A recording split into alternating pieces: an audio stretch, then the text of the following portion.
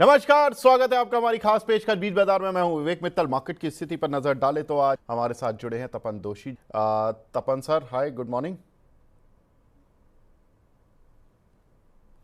Good morning. Tapan sir, ये बताएं, इस समय आप अपने क्लाइंट्स को क्या बोल रहे हैं, क्या एडवाइस कर रहे हैं? क्योंकि हमने एक कुछ भी सही, एक साइलेंटली एक निफ्टी को 25,000 के ऊपर आते हुए देखा है। इस पर ज़्यादा शोर शराबा नहीं हुआ।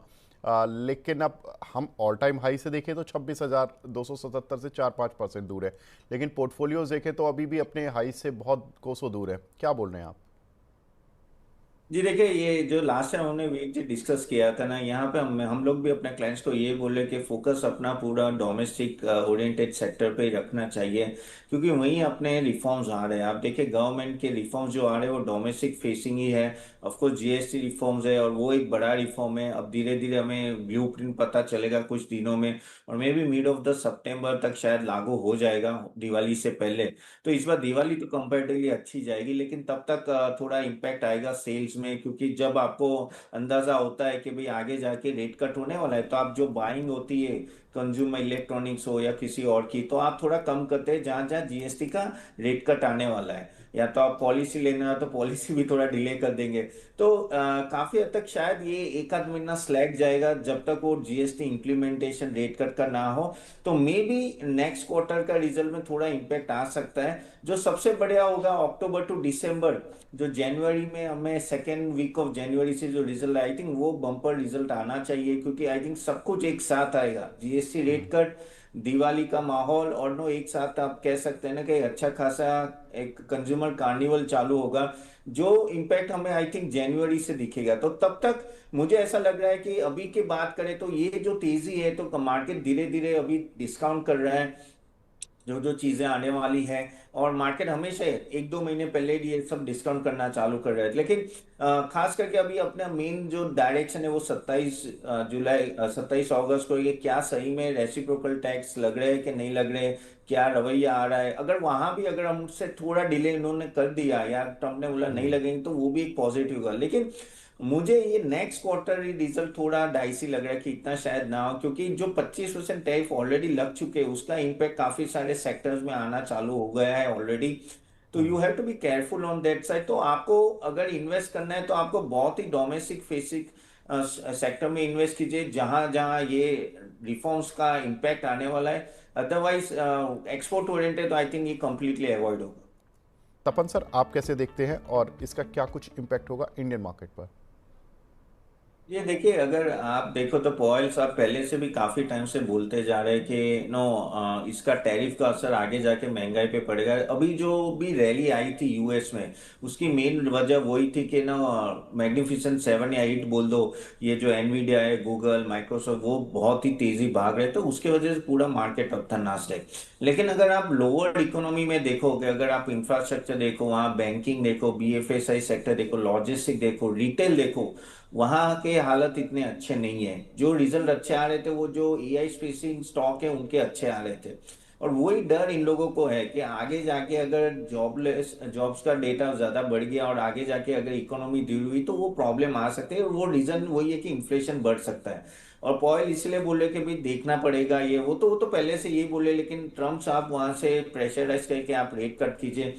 चले, अगर 25 बेसिस पॉइंट कट आ भी जाता है, लेकिन आगे जाके भी थोड़ा डिफिकल्ट हो जाएगा, जिस तरह से मैंने पढ़ा है तो आगे जाके इन्फ्लेशन अच्छा खासा बढ़ सकता है। और ये जिस तरह के टैरिफ लगाए, अभी कोई रिजोल्यूशन तो दिख नहीं रहा है रशिया और यूक्रेन का। अगर ये एक महीने में भी होता है तब तक तो इम्पेक्ट आएगा। तो मेरे हिसाब से अगर रेट कट थोड़ा भी आएगा, ज्यादा नहीं आ सकता है, अगर आता है तो थोड़ा लिक्विडिटी के लिए पॉइंट ऑफ व्यू से अच्छा रहेगा। लेकिन आगे जाके अगर कल का जो, अगर आप देखो जिस तरह से डाउ जोन्स पड़ा, सॉरी नास्डेक पड़ा, तो सब लोग ऐसा बोले कि भाई एआई ओवर वैल्यू हो गया, सभी स्टॉक ओवर वैल्यू हो गया। तो ये थियरी चलती रहते हैं मार्केट में, काफी बढ़ गया तो वो थोड़ा नीचे भी आ रहा है। और सब बोले, सैम वॉल्टर ने कुछ बोला अभी, ये सरप्राइजिंग है कि वो बोले कि अभी एआई का 2000 .com बबल जैसा हालत होगा। ये सब बातें सुन रहे हैं तो थोड़ा मार्केट उस तरह से भी वीक हो जाता है। तो वहां का इम्पैक्ट मुझे अभी लगा कि वहां की तेजी जो होनी थी वो हो गई है। थोड़ा बड़े तो बात रही, लेकिन नीचे डाउन साइड ज्यादा दिख रहा है। अब जब तक फेड की बात करें तो फेड अगर कट करता है तो लिक्विडिटी के लिए अच्छा है, लेकिन वहां भी एक रिस्ट्रिक्शन आ जाएगा। तो इंडिया में भी, लेकिन इंडिया का माहौल अच्छा है, तो इंडिया इन्फ्लेशन डाउन है और होपफुली रेट कट और आएंगे क्योंकि 1.55% ही है।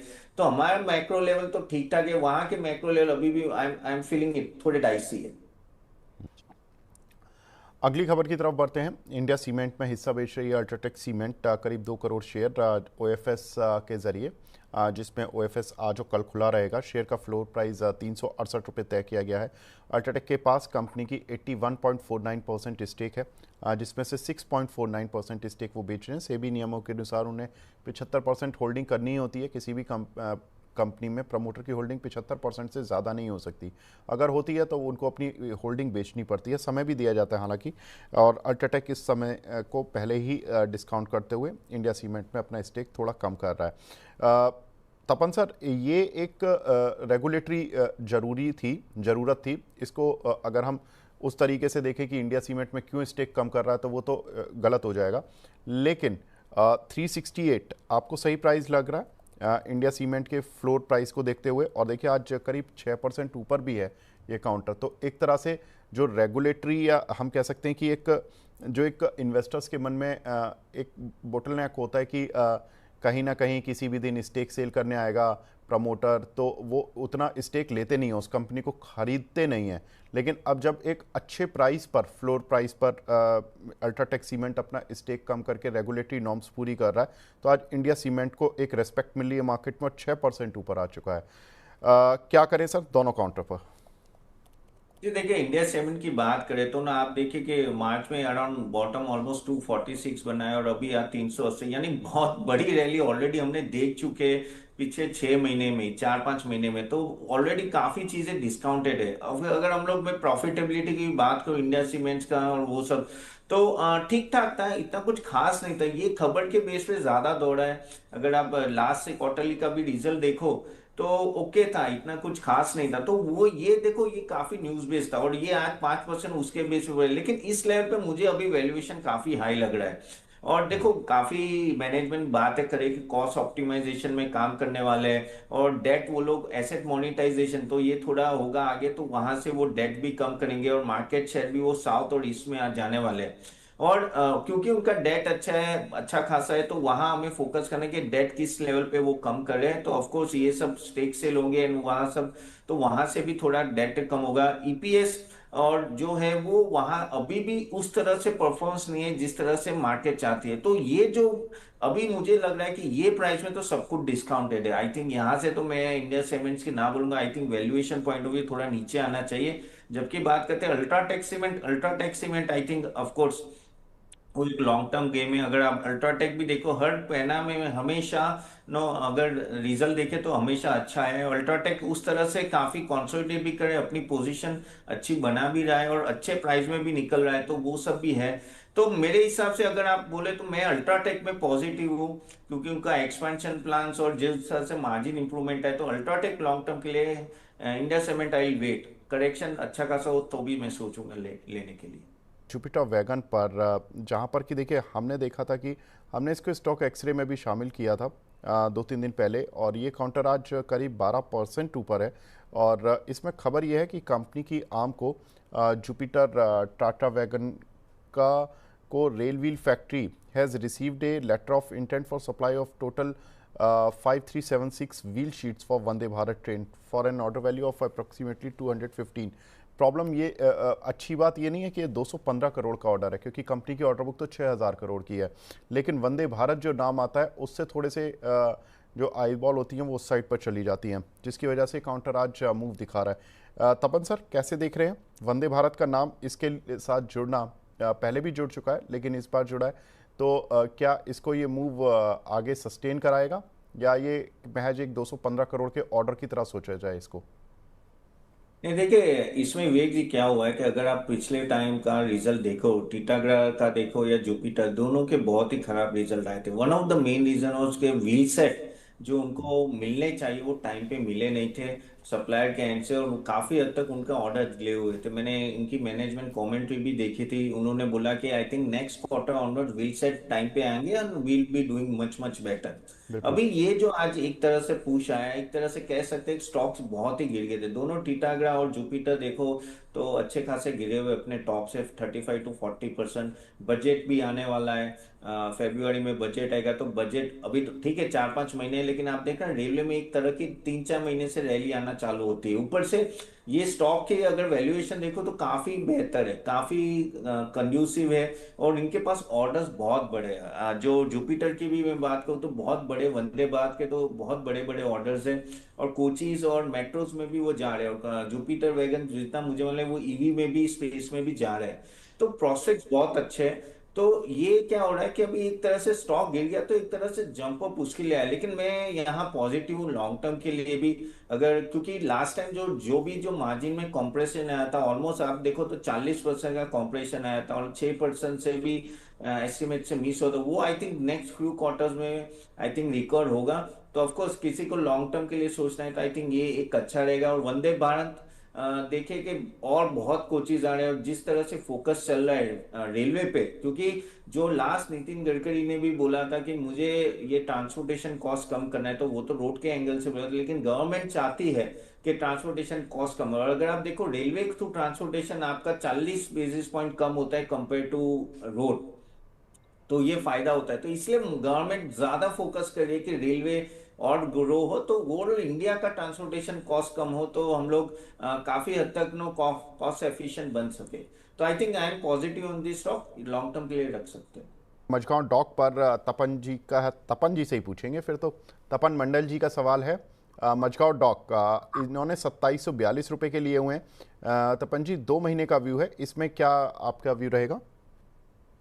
जी आई थिंक ये स्टॉक नो काफी हद तक गिर चुका था बीच में, क्योंकि उनके रिजल्ट बिल्कुल भी अच्छे नहीं आए थे। ऑलमोस्ट आप देखें कि 3600 से ऑलमोस्ट नो और 3600 के आसपास गया था, और अभी थोड़ी रिकवरी आई। लेकिन मुझे लग रहा है कि इनकी फंडामेंटल पॉइंट ऑफ व्यू से मैं बोलूंगा कि I think next few quarters में नो काफी अच्छी रिकवरी आएगी, क्योंकि यहाँ साइक्लिकल बिजनेस ज्यादा होता है, और जिस तरह से ऑर्डर होते हैं कभी कभी क्या होता है कैपेसिटी कंस्ट्रेंट की वजह से वो एग्जीक्यूशन नेक्स्ट क्वार्टर में होता है। जितना मैंने मेजागोन का मैनेजमेंट का देखा था, आई थिंक काफी पॉजिटिव है नेक्स्ट फ्यू क्वार्टर्स, और कुछ इनको और भी कॉन्ट्रैक्ट्स मिल रहे हैं। तो आई थिंक शॉर्ट टर्म और लॉन्ग टर्म, मैं लॉन्ग टर्म की ज्यादा बोलता हूँ, लेकिन शॉर्ट टर्म में मैं पॉजिटिव हूँ। आई थिंक ये एक ऐसा स्टॉक है जो आपके इस पोर्टफोलियो में होना चाहिए, और ये अच्छा खासा करेक्ट भी हुआ है, और अभी थोड़ा डिसेंट हुआ है कंपेरेटिवली। पहले तो बहुत वैल्यूएशन था, तो यस एट दिस लेवल और बाय डिप्स कर सकते हैं। डीलिंग पर पार्थ पटेल जी का ये 697 रुपये के बाय कर चुके हैं। तपन जी इस पे गाइड करके बता दीजिए क्या करना चाहिए इनको। जी डीलिंग अगर आप देखो ना तो ओवरऑल मार्केटिंग और डिस्ट्रीब्यूशन नेटवर्किंग प्रोडक्ट्स में है, और अगर मैं इसका परफॉर्मेंस भी देखूँ ना तो काफी नीचे था और काफी रिकवरी भी आई है उसमें, और डिसेंट है अभी थोड़ा कह सकते हैं, लेकिन प्रॉफिटेबिलिटी पीछे 3 साल से इतनी खास बड़ी नहीं है। और इस बार का सेल्स ग्रोथ और रेवेन्यू ग्रोथ, प्रॉफिट ग्रोथ भी ठीक है, इतना खास है नहीं, लेकिन एक्सपेक्टेशन प्रॉब्लम यहाँ से ये है कि मैनेजमेंट भी बोल रहे कि थोड़ा सुस्त रहेगा मार्केट यहाँ से। तो मुझे लग रहा है कि आई थिंक बाकी बेटर स्टॉक्स अवेलेबल है, if you want you can book a profit अगर आप ने अगर है तो, और कहीं और स्टॉक्स में जा सकते हैं, क्योंकि यहाँ मुझे अभी भी थोड़ी काफी काफी हद तक नो लग रहा है कि एक दो क्वार्टर अच्छे नहीं जा सकते, तो जिस तरह से कमेंट्री, तो मेरे हिसाब से exit at a higher levels रहेगा इसमें। ठीक है। स्टील एक्सचेंज ये इब्राहिम जी ने लिया हुआ है 20 रुपये 57 पैसे का। आपका व्यू जानना चाहते हैं तपन जी, इस काउंटर पर क्या करें? से स्टील एक्शन की मैं बात करूँ ना तो काफी हद तक नो इसका परफॉर्मेंस इतना रहा नहीं है, और बहुत सारे नेगेटिव्स अगर आप देखो तो ऑलरेडी नो काफी लो इंटरेस्ट कवरेज रेशियो है, और आगे जाके भी ऐसा लग रहा है कि प्रॉब्लम रहेगी इस स्टॉक्स में, और प्रॉफिटेबिलिटी में भी बहुत वॉलेटिलिटी, कुछ ऐसा कुछ डायरेक्शन मुझे खास दिख नहीं रहा है। फंडामेंटली मुझे ये स्टॉक काफी वीक लग रहा है, और अगर आप देखो 10 साल का भी, 10 साल से प्रॉफिट ही ग्रोथ नहीं है, तो मेरे हिसाब से तो ये फंडामेंटली तो एग्जिट ही होगा एट एनी लेवल, और यहाँ से भी थोड़ा ऊपर जाते कहिए और ये लेवल पे भी एग्जिट होगा, लॉन्ग टर्म के लिए मुझे वायबल नहीं है। जिंदल स्टील सर 800 तक जा सकता है क्या 2 से 3 दिन में? जिंदल स्टील ये कैसे 800 तक? तपन जी, इसके काउंटर के बारे में, जिंदल स्टील ये तो 1,000 का चल रहा है। अगर इन्होंने टाइपो एरर भी हाँ। किया होता, जेएसडब्ल्यू स्टील भी लिखा होता, वो भी 1,000 का चल रहा है। अब मैं तो ये भी नहीं समझ पा रहा ये 800 रुपये क्यों जाएगा। कोई खबर है या कुछ है तो अलग बात है। नहीं, अगर मैं जिंदा स्टील की बात करूं, देखो 2 दिन का मानस जी ज्यादा बेटर बोल पाएंगे, हाँ, मैं तो नहीं बोल पाऊंगा। तो लेकिन नहीं जिंदा लेकिन स्टील ये में ऐसी मतलब ऐसी कोई खबर बात खबर है आपके पास, मैं ये जानना नहीं चाहता नहीं हूँ। नहीं, आई डोंट थिंक सो, हाँ आई डोंट थिंक सो। ये रवि जी देखो, जिंदल स्टील अगर आप देखो ना तो ये काफी अभी बड़ा भी था, लेकिन अगर मैं फंडामेंटली भी देखो तो I prefer JSW steel compare to Jindal steel, क्योंकि फंडामेंटली भी बहुत वीक है और बहुत ही वॉलेटिलिटी है। तो यहाँ तो मैं ना ही बोलूंगा fundamental point of view, but otherwise Manas ji ज्यादा बता पाएंगे 2 दिन के लिए। टाइम टेक्नो पर व्यू दे दीजिए। तपन सर, क्या लग रहा है आपको? रिपीट करेंगे जरा? टाइम टेक्नोप्लास्ट।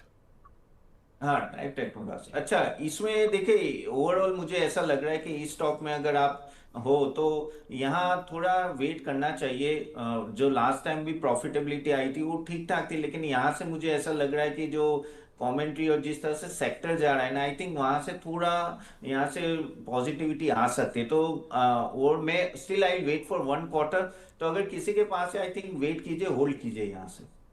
L&T फाइनेंस खरीदा है 215 रुपये पर। तपन सर, इसमें क्या करें? लॉन्ग टर्म के लिए टारगेट पूछ रहे हैं। सी एल फाइनेंस अभी अच्छी पोजीशन में है। ओवरऑल अगर आप देखो तो एनबीएफसी भी काफी हद तक रिकवरी मोड पे है, क्योंकि जब से इंटरेस्ट रेट कटा है। और अगर आप देखो तो एल फाइनेंस तो बहुत अच्छा खासा ऊपर भी गया है, लेकिन मैं अभी भी पॉजिटिव हूँ इस स्टॉक पे। और आगे जाके भी ना, जैसे इंटरेस्ट रेट कट होगा तो इनका नेट इंटरेस्ट मार्जिन वो सब पॉजिटिव रहेगा, प्रॉफिटेबिलिटी भी अच्छी है, एनपीए कंट्रोल में। तो मेरे हिसाब से अगर आपके पास है, आई थिंक होल्ड कीजिए। आई थिंक 1-2 साल में और अच्छे लेवल यहाँ से दिखेंगे। सो लॉन्ग टर्म के लिए होल्ड करना चाहिए इसको। ठीक। आप कितने सहमत हैं कंपनी की मैनेजमेंट कमेंट्री से सो फार, और इस गीगा फैक्ट्री और जो नए इन्वेस्टर्स आए हैं उनसे? विवेक जी, सच बोल रहे हैं तो ओला इलेक्ट्रिक के जो मैनेजमेंट पे ट्रस्ट नहीं आ रहा है, क्योंकि ये ऐसे नहीं कि पहली बार बयान दिए, पहले भी काफी टाइम हर क्वार्टर में बयान देते हैं और सब उनके नंबर्स कुछ अलग ही आते हैं। जब वो आईपीओ आया था तब बड़ी बड़ी बातें थी, लेकिन जिस तरह से उन्होंने बहुत पीछे रह गए compare to that, TVS, Hero Honda, Bajaj auto काफी आगे निकल गए। एक समय पे ओला इलेक्ट्रिक नंबर 1 था।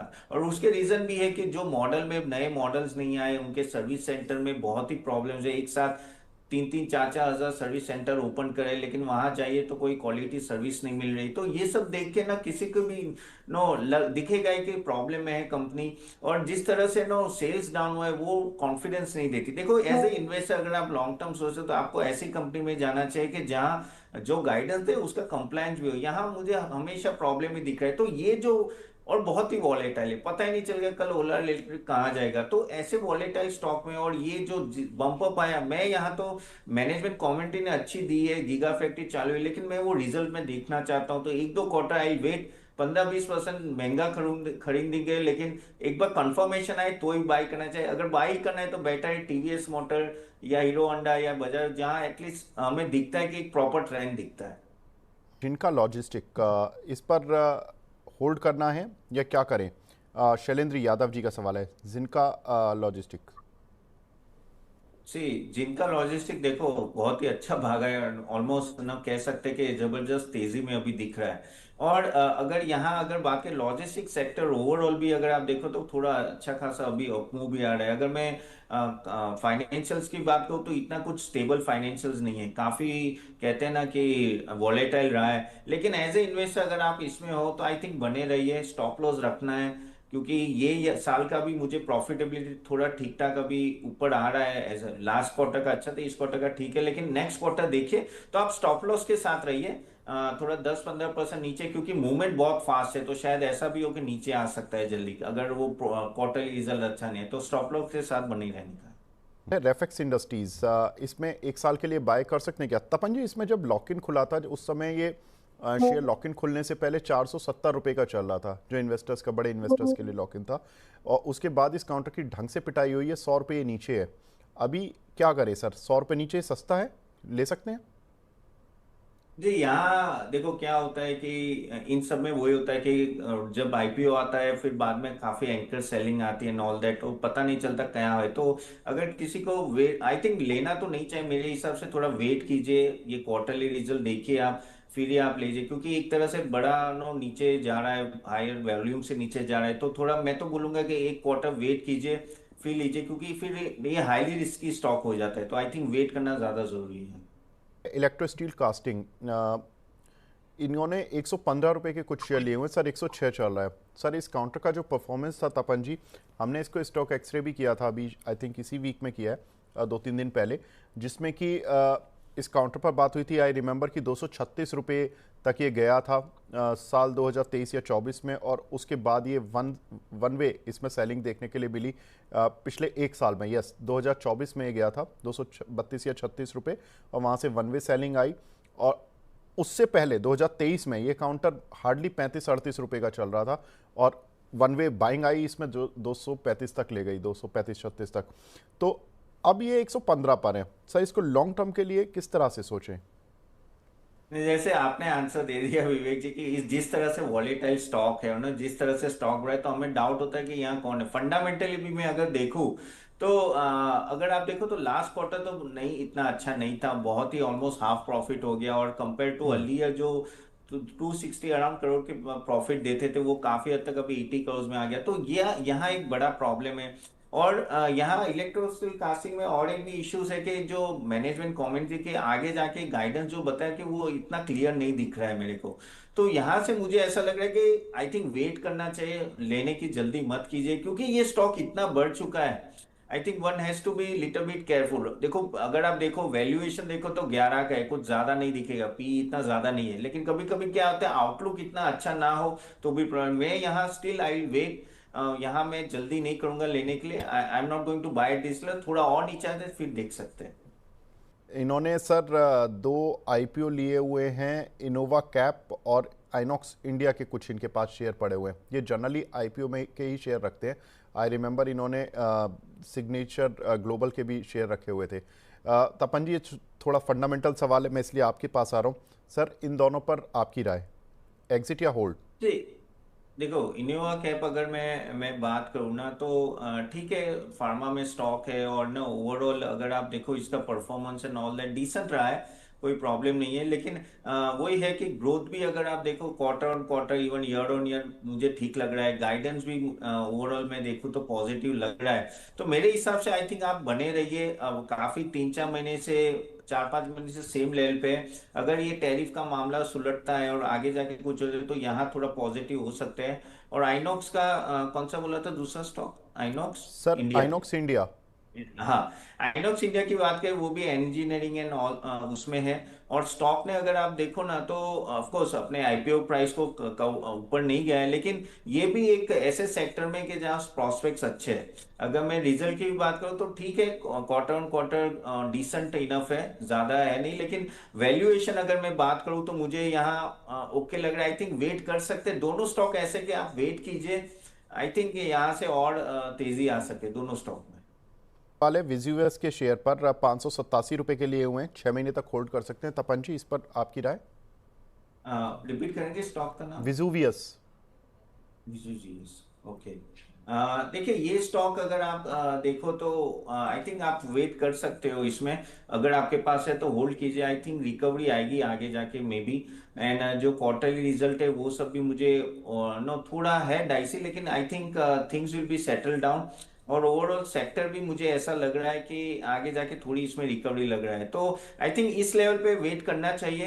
I think next quarter result तक होल्ड मेरा यहाँ रहेगा स्टांस। नमस्कार दोस्तों, अगर आप चाहते हो कि आपका पोर्टफोलियो भी ऐसे stocks, mutual fund, bonds, ETF, IPO से बड़ा हो जो आपके फाइनेंशियल गोल अचीव करने में मदद करे, तो जरूर हमारा नेक्स्ट सेशन अटेंड कीजिएगा। लिंक मैंने कमेंट बॉक्स में दी है, क्लिक दैट लिंक और मैं आपको नेक्स्ट सेशन में मिलता हूं।